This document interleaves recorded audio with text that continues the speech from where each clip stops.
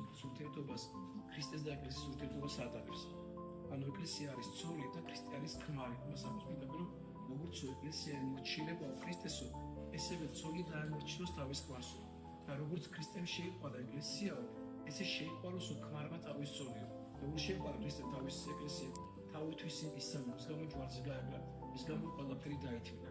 რომ თავის ეკლესია უდიდეს სიმაღლეზე აიყვანო. ესე უნდა მოყვარდეს ქმარს თავისով, შედის გულზე უნდა ატაროს თავისოვი და საოცარი სიმაღლეზე უნდა იყვანოს თავისოვი. ესა კაცის მოვალეობა და კაცის ვალდებულება.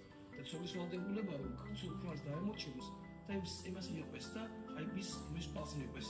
კი არ გადაამეტოს ქმარს თავი და ეს თუნდაც ჯობდეს ხო? ამდენი მეუღლე ესეთია რომ თუნდაც ქმარი ცოლი ძელი ქმარი ოჯახში ისე წარმოაჩენს ეს ცოლი ხო ქმარი უფრო ძლიერია, იმიტომ რომ ოჯახი ესეთი მტკიცე და აი ეს გონიერება ქონდათ ადრე ჩვენ წინაპრებს. და ამით მიდიოდა ოჯახი წინ და ეს